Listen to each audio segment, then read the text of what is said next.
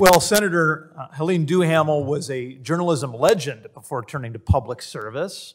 She was a winner of the Tom Brokaw Broadcast Award, and I, like many South Dakotans, were touched when, at the age of 29, she was diagnosed with Hodgkin's with an infant daughter, and invited the entire state to go through the journey of her cancer treatment.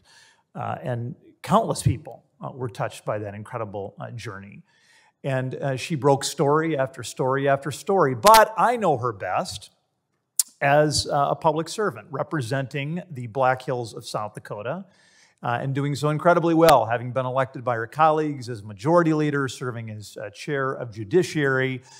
She's just among the most thoughtful members of the South Dakota Senate.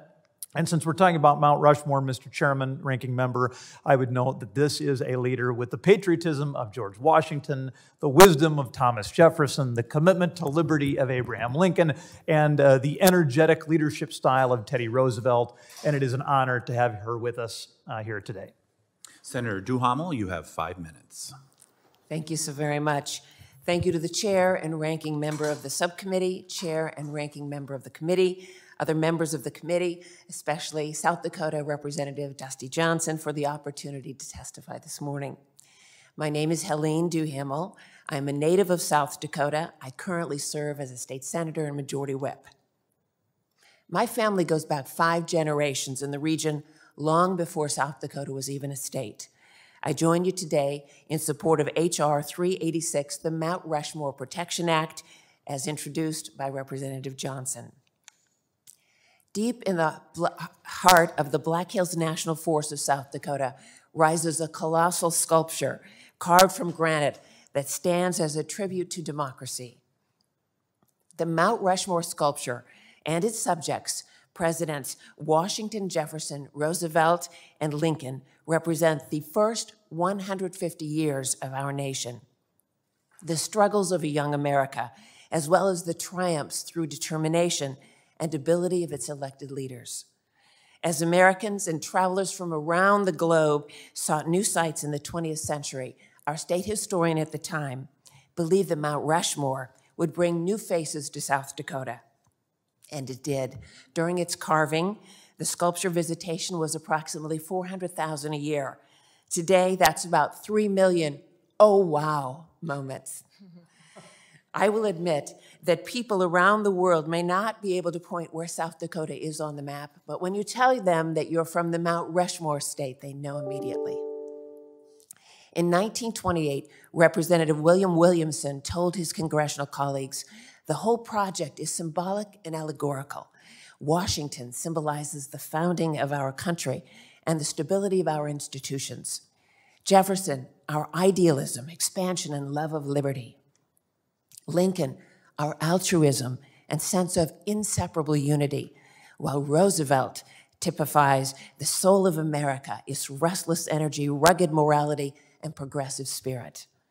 The memorial as a whole will idealize all that is best in our nation's traditions, principles, and form of government.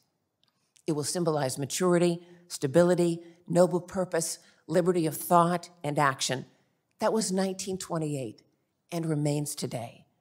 The Mount Rushmore Protection Act would prevent federal funds from being used to alter or remove a name, face, or any feature from the memorial. In more than one instance, there have been discussions, whether serious or joking, about adding someone's face to Mount Rushmore. In every instance, these proposals have been rejected. Frankly, there is no more room or good rock, for that matter, to add onto Mount Rushmore. It is a complete work of art, displayed for the ages.